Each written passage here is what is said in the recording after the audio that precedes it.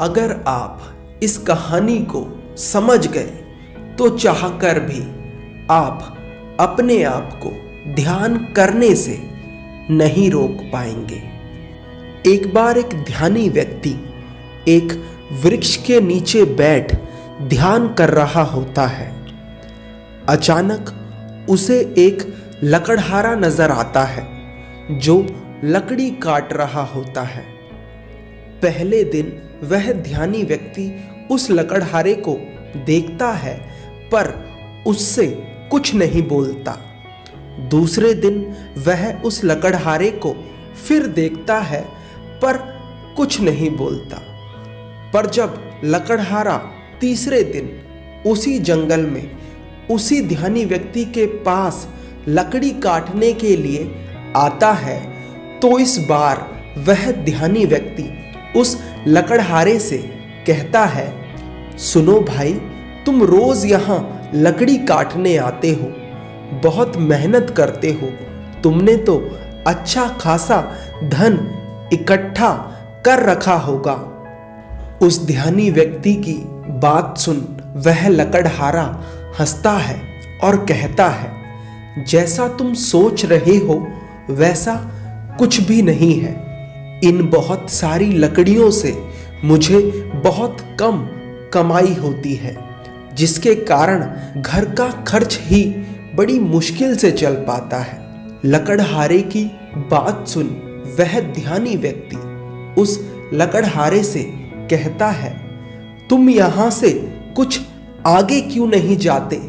आगे जंगल में चंदन के वृक्ष है। क्या तुम नहीं जानते चंदन की लकड़ियां बहुत महंगी बिकती हैं? ध्यानी व्यक्ति की बात सुन वह लकड़हारा चौंकता है और मन ही मन सोचता है कि यह व्यक्ति झूठ बोल रहा है, क्योंकि अगर आगे कहीं चंदन के वृक्ष होते तो यह यहाँ इस वृक्ष के नीचे क्यों बैठता, उन लकड़ियों को बेचकर धन ना कमा लेता। फिर वह सोचता है, क्यों ना एक बार जाकर देख ही लिया जाए, क्या पता यह सच कह रहा हो। उस ध्यानी व्यक्ति की बात पर विश्वास कर वह जंगल में आगे जाता है और जो वह देखता है उसे देखने के बाद उसकी सारी समझ हिल जाती है। वह सोचता था कि जंगल के बारे में उससे ज्यादा कोई नहीं जानता, पर अपने चारों तरफ चंदन के वृक्ष देख उसकी यह गलतफहमी दूर हो जाती है। वह वापस उस ध्यानी व्यक्ति के पास आता है और कहता है, मैंने तुम्हें गलत समझा, मुझे क्षमा करो। मैं सोच रहा था तुम झूठ बोल रहे हो, परंतु वहां तो सच में चंदन के बहुत सारे वृक्ष हैं। लकड़हारे की बात सुन वह ध्यानी व्यक्ति उस लकड़हारे से कहता है, तुम्हें क्षमा मांगने की कोई जरूरत नहीं है, क्योंकि मैंने तो तुम्हें बस वह बताया है जो तुम नहीं जानते थे। अब वह लकड़हारा जलाने वाली लकड़ी छोड़कर चंदन की लकड़ी काटकर बेचना शुरू कर देता है। वह एक बार लकड़ी काटकर ले जाता और बेच देता। उसके बाद वह 3-4 दिन आराम से बैठकर खाता। कई महीनों तक ऐसा ही चलता है। फिर एक दिन अचानक वह उस ध्यानी व्यक्ति को मिलता है। ध्यानी व्यक्ति उस लकड़हारे से कहता है, क्या तुम अभी तक चंदन की लकड़ियों को ही बेचकर धन कमा रहे हो? वह लकड़हारा कहता है, हाँ, मैं अभी तक चंदन की लकड़ियां ही बेच रहा हूं। वह ध्यानी व्यक्ति उस लकड़हारे से कहता है, अरे भाई, वहां से आगे बढ़ो, आगे चांदी की खदानें हैं। लकड़ियां वकड़ियां काटनी छोड़ो।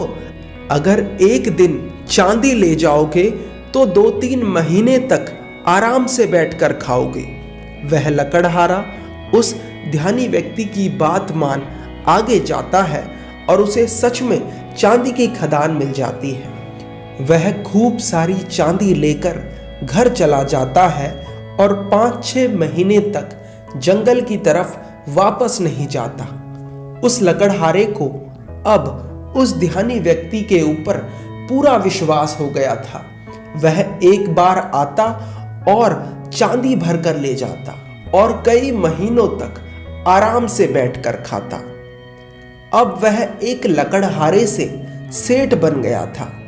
एक दिन वह लकड़हारा यानी सेठ जंगल में चांदी लेने जा रहा होता है तो रास्ते में उसे वह ध्यानी व्यक्ति मिलता है।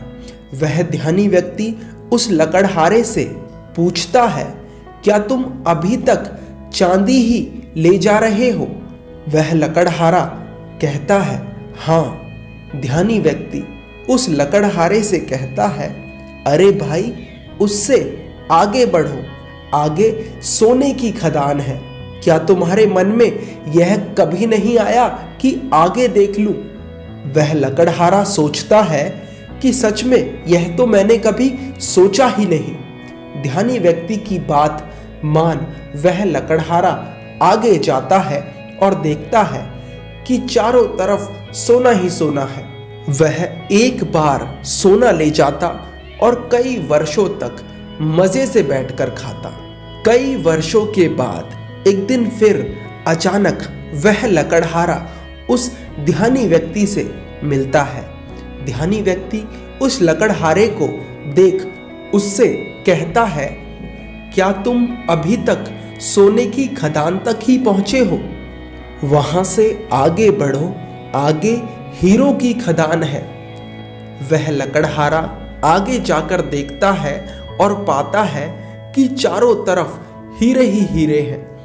अब तो उस लकड़हारे के ठाट बाट राजाओं जैसे हो गए थे। उसने महल खड़े कर लिए थे। अब उस लकड़हारे की उम्र 60 साल से भी ज्यादा हो गई थी। अब कई दशकों के बाद वह आखिरी बार उस ध्यानी व्यक्ति से मिलने के लिए जाता है। वह लकड़हारा ध्यानी व्यक्ति के पास पहुंचता है और हाथ जोड़कर ध्यानी व्यक्ति को धन्यवाद कहता है। वह ध्यानी व्यक्ति उस लकड़हारे से कहता है, अरे तू अब हीरो पर ही रुक गया, वहां से आगे बढ़। अब तो बहुत सारा धन होने के बाद उस लकड़हारे को भी अकड़ आ गई थी। वह बहुत धनी हो गया था। वह लकड़हारा ध्यानी व्यक्ति की बात सुन कहता है, अब छोड़ो ये सब, मुझे परेशान मत करो। अब हीरो के आगे भला क्या हो सकता है?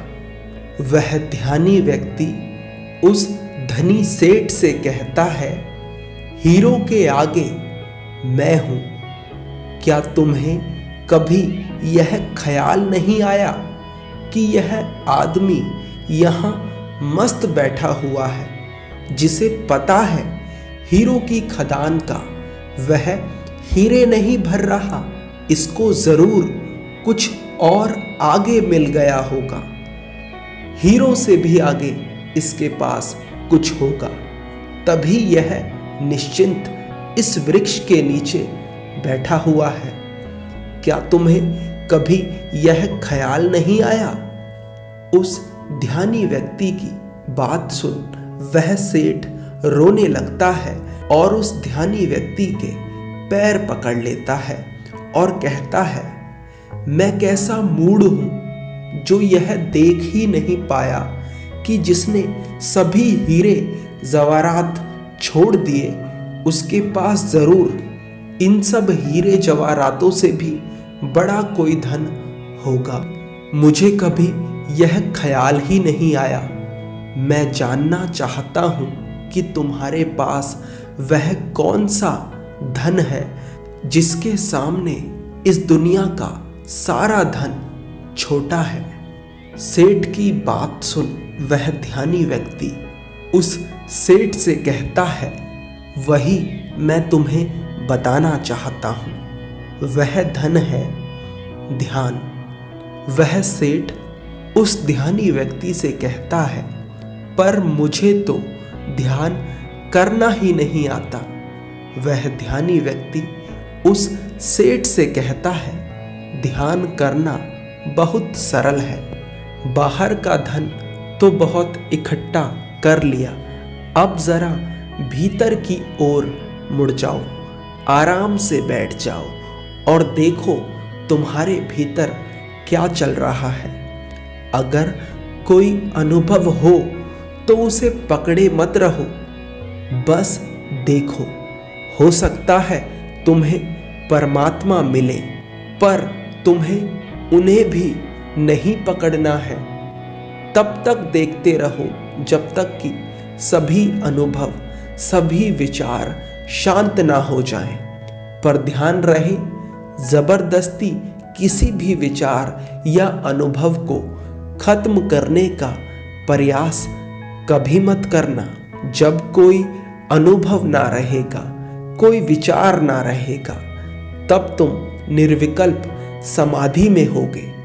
तब ना तो दृश्य बचेगा और ना ही दृष्टा, केवल शून्य होगा और उस शून्य में ही जलता है बोध का दिया। ध्यान करने के लिए केवल एक बात सबसे जरूरी है और वो है धैर्य। आपके भीतर इतना धैर्य होना चाहिए कि घटना आज घटे या कई वर्षों बाद, आप ध्यान करने के लिए तैयार हैं। धन्यवाद।